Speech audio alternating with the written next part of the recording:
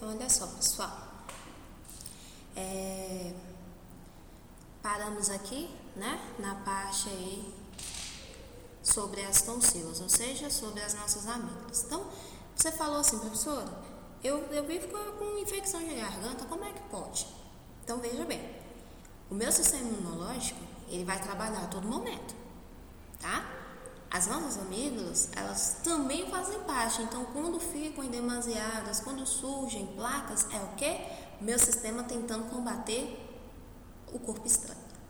Só que o corpo estranho, dependendo, né, da sua virulência ou da sua ação bacteriana, dependendo do patógeno em si, ele é um pouquinho mais forte que o nosso sistema e aí ele consegue o quê? Dominar, né? E aí eu preciso o quê? Combater. Eu não posso deixar ele dominar o corpo todo, então eu preciso combater. E como é que eu vou combater? Com os antibióticos. Mas como a gente falou, a parte específica, né, do sistema a gente vai falar, sistema imunológico.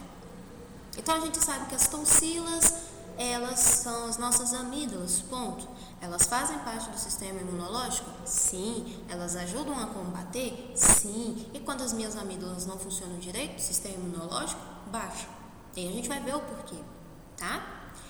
Aí do lado nós temos quem? Os glândulos linfáticos. O que são os glândulos linfáticos? Os glândulos linfáticos, eles são extremamente importantes no processo, seja ele em processo viral, bacteriano, até mesmo oncológico. Quer ver?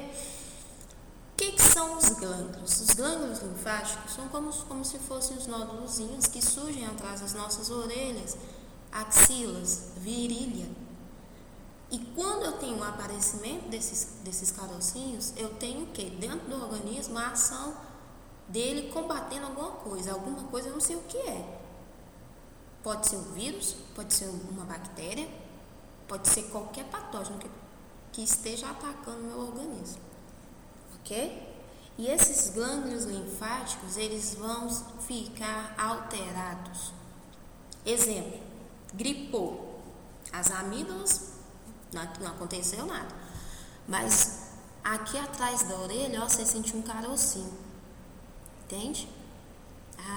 Aí começa uma sensação de febre, uma moleza, ou seja, o seu organismo está lhe alertando que tem alguma coisa errada dentro dele, que ele vai combater, tá? Então esses glândulos linfáticos aí, eles vão ter esse inchaço. Vamos voltar para o slide anterior?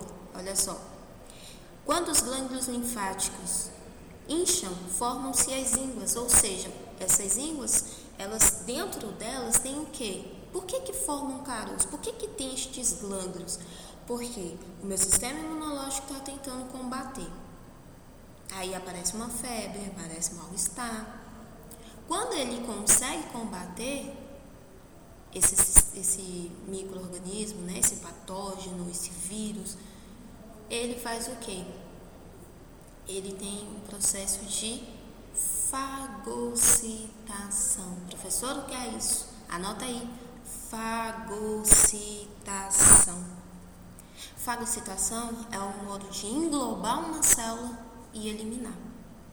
Fagocitação é o modo de englobar uma célula e eliminar.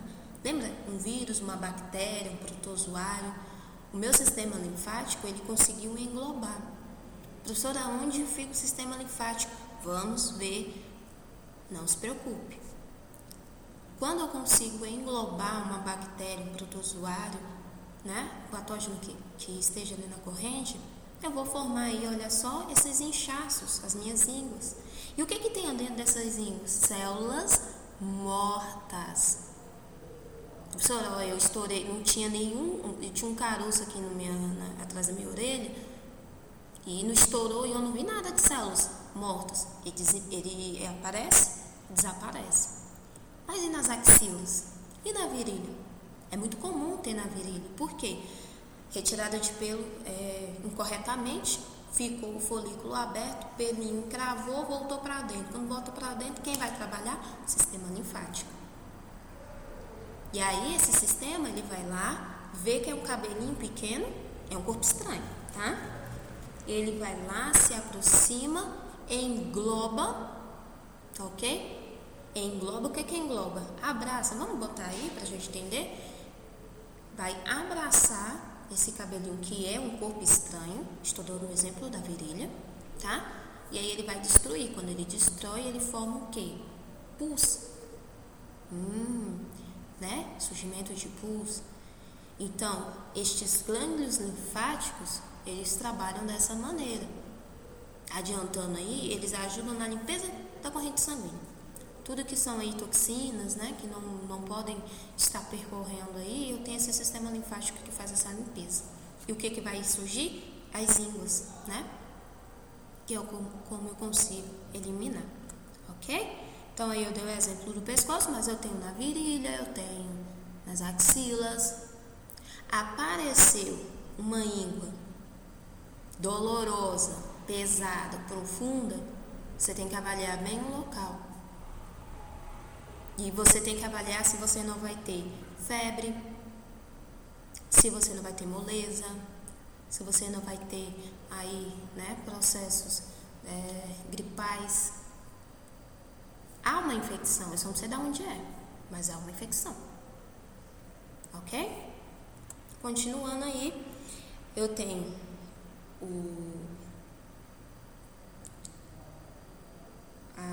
o fêmur, né, conforme eu havia falado para vocês. E olha só, glóbulos vermelhos, glóbulos brancos e plaquetas. Vou voltar lá no início. Lembra que eu falei sistema hematopoético, medula óssea? Eu vou ter origem de vários sistemas. Glóbulos vermelhos são as células ali, né? São as células que a gente mais vai conhecer, ok?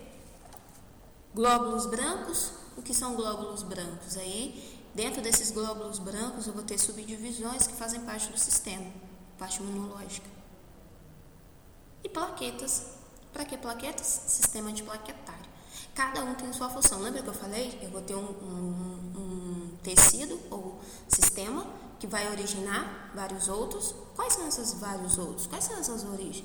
Glóbulo vermelho, glóbulo branco e as nossas plaquetas. Aí tem um desenhozinho básico, tá certo? E aí vamos prestar bem atenção nesses elementos figurados. Desculpa, esses elementos figurados. O que são elementos figurados? São elementos ou componentes extremamente importantes para o sangue, né? Sangue e um dos maiores componentes, o meu plasma, tá? Então você tem aí um tubo de ensaio.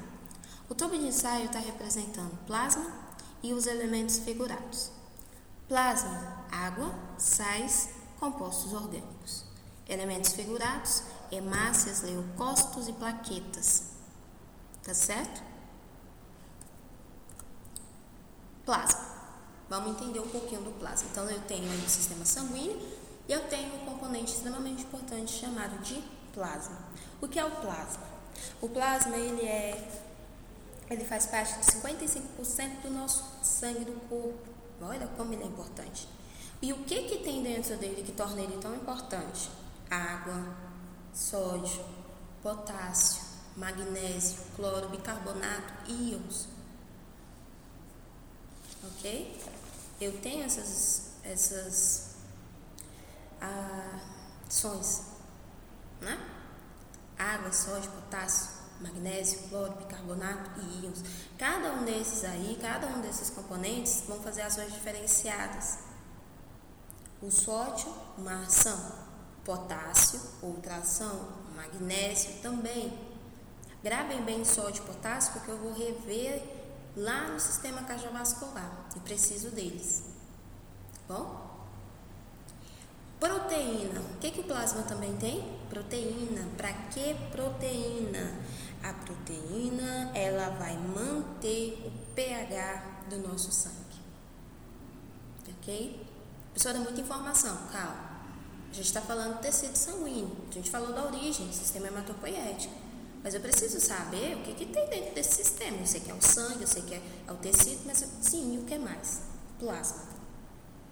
O plasma ele vai ter água, sódio, potássio, magnésio, cloro e bicarbonato.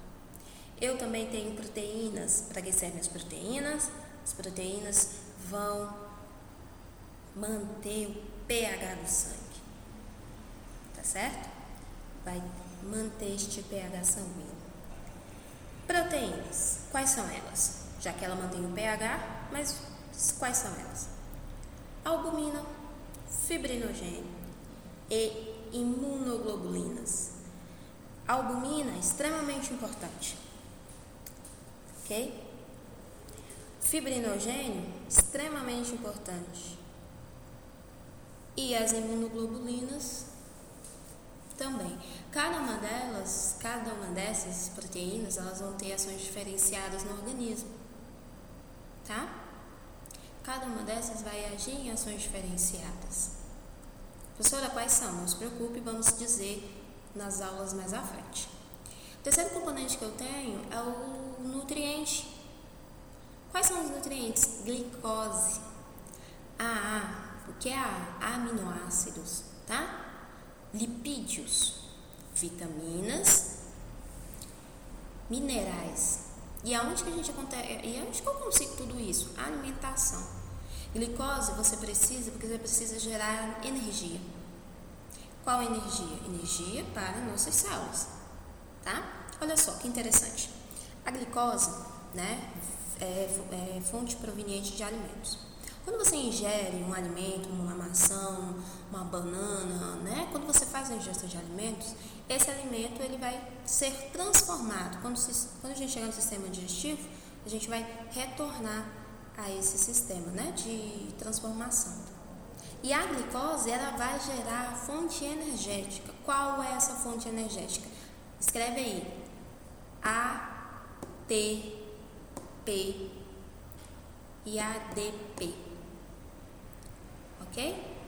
ATP e ADP. Eu preciso saber o que são. Aminoácidos. Por que aminoácidos? O A de aminoácidos. Esses aminoácidos, eles vão estar relacionados à parte da estrutura muscular. Lipídio, gordura, vitaminas e minerais, né? Para o nosso funcionamento do organismo. Onde eu encontro? Alimentação. Meu corpo produz lipídios, aminoácidos, glicose. Isso eu preciso de fonte externa, não tem como ser interno. O que é interno? Dentro. Externo é fora. Ok? Quarto, resíduos. Resíduos. Vamos deixar esses por últimos. Vamos focar aqui. Gases respiratórios, CO2 e O2. Veja, dentro desse componente eu tenho oxigênio e gás carbônico. E eu não posso ter um mais que o outro para o funcionamento da sala. Não posso. Porque se eu tiver um mais que o outro, meu paciente ele vai entrar em estado de descompensação. Eu tenho oxigênio e gás carbônico. Vou deixar a pergunta. Qual que vocês acham que tem que ter mais dentro da nossa célula? O2 ou CO2? Quando a gente fala de gases respiratórios, eu tenho um sistema que faz, né, que trabalha juntamente com essa parte de CO2 e O2, que é o sistema respiratório. E o sistema respiratório, dentro do sistema respiratório, eu tenho troca gasosa. Então, eu tenho aí, né, esse envolvimento de CO2 com O2. E por último, não menos importante, eu tenho o quê? Resíduos. O que são os resíduos? Amônia, ureia. São resíduos que em alta quantidade tornam-se tóxicos ao meu organismo. Eu tenho amônia, eu tenho ureia, ok? Mas se elas estiverem elevadas, não está ok não. Vai ficar descompensado. Você vai ouvir a seguinte frase: o paciente foi para a UTI e estava descompensado, o quadro dele lá muita amônia, muitos corpos cetônicos. Você vai ouvir isso numa UTI, numa clínica médica. Então, quando a gente ouvir, a gente vai fazer essa associação. Eu tenho amônia no organismo, tenho ureia no organismo, isso não é bom. A ureia, o paciente ele está com a urina concentrada. Olha a urina daquele paciente, está concentrada, ureia. Temos que observar a diurese. Por quê? Eu tenho níveis de concentrações e isso não é bom. Ok? Professora, então por que a gente tem que ter? Manter o equilíbrio. Manter o equilíbrio da nossa célula. Mas se ele se eleva, aí eu não tenho equilíbrio, eu tenho desequilíbrio. Tá certo? E aí eu tenho um esquemazinho, né? Veja, plasma, a quantidade varia de literatura para literatura, tá bom? Os valores aí. Glóbulos brancos e glóbulos vermelhos. Então, quem é que está maior aí? Plasma ou vermelho? Ou o branco? Né? E olha a imagem do lado, que legal. Você tem o amarelozinho, você tem basófilos, os eosinófilos, monócitos. Não se preocupe, vamos ver para que serve. Principalmente aí no sistema imunológico, tá bom?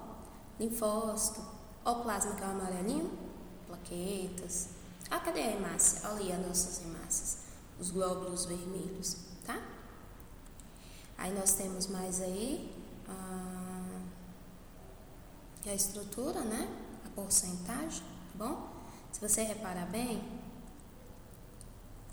aqui eu tenho 60%, eu tenho 55%, então depende. A professora, eu vi lá que era 55%, eu vi lá que era... Não, vai da minha literatura, tá bom? Mas mesma proporção. Elementos figurados, esse quadro é muito importante. Por quê? Porque nele eu trago para vocês hemácias, leucócitos e plaquetas. As hemácias, elas são células anucleadas e bicôncavas. Então preste atenção. Quando você tem o surgimento dessa célula lá no tecido sanguíneo, né? Sistema hematopoético, medula óssea, elas nascem como células. Ela nasce, nessa célula, ela nasce com núcleo. Quando ela fica madura, ela perde esse núcleo e torna-se bicôncavas. Tá? Nasceu núcleo, teve processo de maturação, perde esse núcleo, então ela se torna anucleadas em forma de bicôncavas, tá bom? Transporte de CO2, ferro também, tá? O ferro também ele é transportado. Aliás, o ferro é o que vai dar a coloração vermelha para essa minha célula. É tanto que as pessoas anêmicas, ela tem baixa de ferro, então as células delas são o quê? Aguadas, né? Tem ali o sangue mais ralinho, falta de ferro. Ok? Troca de hemácias a cada 120 dias. O que significa? Nasceu na parte da medula óssea, mas as hemácias elas precisam andar, elas precisam percorrer corrente sanguínea, elas precisam fazer suas ações. E dois órgãos importantes que vai ter esse recebimento das nossas hemácias é o que? O baço e o fígado. Lembra que eu falei que o baço era importante? Porque ele recebe a hemácia. E o fígado também vai receber a hemácia. Então, a hemácia passa pelo baço e é transportada para o fígado. Chegando lá no fígado, ela vai fazer seu mecanismo de ação, que nós vamos ver qual é, ok? E isso ocorre a cada 120 dias. Então, a cada 120 dias eu tenho renovação celular, passando pelo baço, passando pelo fígado. Sempre vai ser assim? Sempre vai ser assim. Baço e fígado, porque o baço e o fígado trabalham juntos. Você tem que entender que dentro da anatomia e fisiologia, órgãos vão andar juntos, estruturas também, tá? Leucócitos, células brancas que fazem parte do sistema imunológico. Há granulócitos e granulócitos. Então eu tenho aí dois grupos. Professora, sim, qual é o objetivo? Um grupo faz um mecanismo de ação e outro grupo trabalha em outra ação, tá? Há granulócitos, quem faz parte? Linfócitos e monócitos, são do sistema imunológico, vamos ver qual é a sua função, não se preocupe. Granulócitos, basófilos, eosinófilos e neutrófilos fazem mecanismo de ação também diferenciado. Quais são eles? Veja bem, basófilos, eles vão trabalhar com bactérias crônicas. Então, quando você tem uma bactéria crônica ou doenças por base de bactérias crônicas basófilos vão atuar. Quando você tem bactérias agudas, sabe aquelas bactérias, uma doença bacteriana que você adquiriu, mas caso agudo? Quem está trabalhando ao seu favor dentro do seu organismo? Neutrófilo. E os eosinófilos? Os eosinófilos são casos alérgicos, tá? Eosinófilos, alergia. Neutrófilos, bactérias agudas. E basófilos, parte crônica. Então, toda vez que você tem alguma doença por base, de bacteriana crônica, quem está agindo? Basófilo. Quando você tem uma doença bacteriana por base aguda, quem está trabalhando? Neutrófilo. Então, eu sou diabético. Eu tenho uma bactéria crônica porque eu sou diabético. Não. São coisas distintas, tá? Doenças causadas por ações bacterianas e doenças causadas crônicas, E doenças bacterianas, casos agudos. Agudo, neutrófilos, crônico, basófilos. E os eosinófilos, alergia. Sou alérgico a gato. Eosinófilos vai trabalhar. Sou alérgico ao sol. Eosinófilos vão trabalhar. Sou alérgico a camarão. Aí é outro sistema. Sou alérgico à poeira. Eosinófilos vai trabalhar. Ok? Então, são mecanismos diferenciados. E as plaquetas? São fragmentos celulares que formam que tem o surgimento das plaquetas. E elas vão trabalhar no sistema antiplaquetário, coagulação, tá bom? E aí eu tenho a parte do sistema imunológico, tá? Quando eu falo do sistema imunológico, por que sistema imunológico? Porque eles nasceram lá no sistema hematopoético. Medula óssea, lembra? A medula óssea, vamos ter vários pontos de origem. Quem? Sistema imunológico. Mas aqui é só pra gente entender, que a gente vai especificar, tá bom? Não se preocupe. E aí eu tenho os meus macrófagos, certo? Monócitos, ok? Células fibroblastos atuantes. Cada tecido epitelial, conjuntivo, muscular, vai ter ações diferenciadas, tá certo? Mastócitos. O que é isso? É uma célula grande, tá? Ok? Globosa, ó, certo? E ela tem um núcleo, Então, ela é uma célula grande que possui um núcleo dentro, tá? E os grânulos são constituídos por heparina. Então, você tem um sistema, lá nos monócitos, que envolve grânulos que vão estar relacionados à parte da heparina. Essa heparina ela funciona como um sistema de anticoagulante. Histamina, que envolve processos alérgicos. Professora, bananou aí. Estou te falando de uma célula que possui grânulos. Ela é grande e ela possui grânulos. E esses grânulos, o que é grânulos? São como pontinhos, sabe? Pega uma bola, pinta ela, são como pontinhos. E esses pontinhos, que a gente tem é a heparina e a histamina. Heparina porque ela serve como um anticoagulante e a histamina como um processo antialérgico. Ok? E essa substância, esses mastócitos, vão ser liberados quando eu tenho um processo alérgico, tá? Então, quando a gente tiver um processo alérgico, nós vamos ter a liberação de alguns agentes. Um deles é o mastócito. Outro são os eosinófilos. Não se preocupe, nós vamos especificar, tá certo? E lembra que eu falei dos linfócitos? Os linfócitos T? Só para frisar, tá? Os linfócitos T, nós temos dois tipos de linfócitos, B e T. O T que eu falei, ele faz reconhecimento celular, grava bem. Eu tenho linfócitos, sistema imunológico, medula óssea, sistema hematopoético. Os linfócitos, eles têm células certo? Essas células, sistema imunológico. E a letra é a letra T. Por que T? T de timo. Por quê? Porque matura nessa glândula. Ela tem a maturação nessa glândula, tá? E os linfócitos T fazem reconhecimento celular.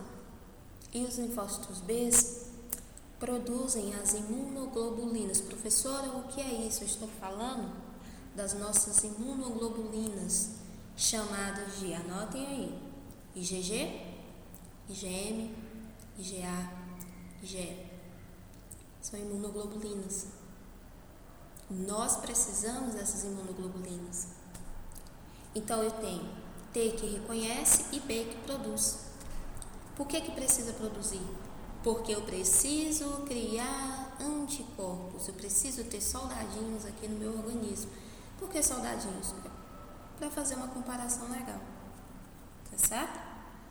Então, linfócitos, células do sistema imunológico, nasceu aonde? Sistema hematopoético, medula óssea. Ponto.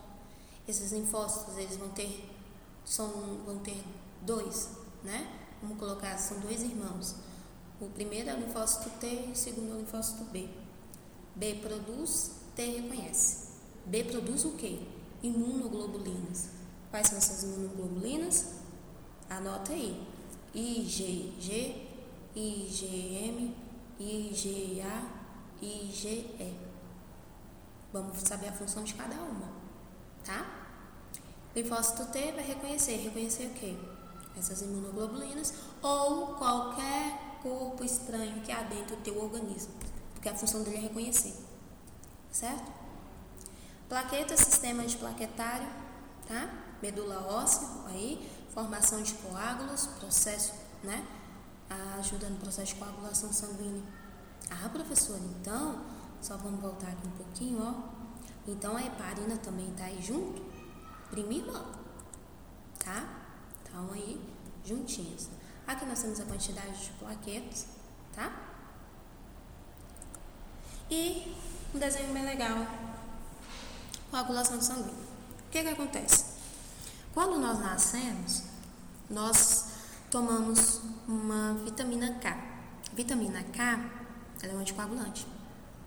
Então, quando nós tomamos a vitamina K, todo mundo toma, tá? Quando nós tomamos a vitamina K, ela vai ser depositada e armazenada no fígado. Professora, tem um monte de nome estranho aqui. Eu vou simplificar para vocês. Eu tenho a vitamina K, que ela vai ser depositada no fígado. Ponto. É isso que eu preciso saber. Quando eu preciso ativar por um processo, né? Quando eu preciso ter as ações aí de heparina no nosso organismo, lembra do slide anterior que a gente falou que produz? Eu vou ter o fígado trabalhando. Eu tenho a ação do fígado trabalhando, tá?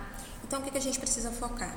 Que para uma coagulação sanguínea, eu vou ter um órgão trabalhando. Quem? O fígado. O que foi armazenado no fígado? A vitamina K. A vitamina K, ela é um anticoagulante.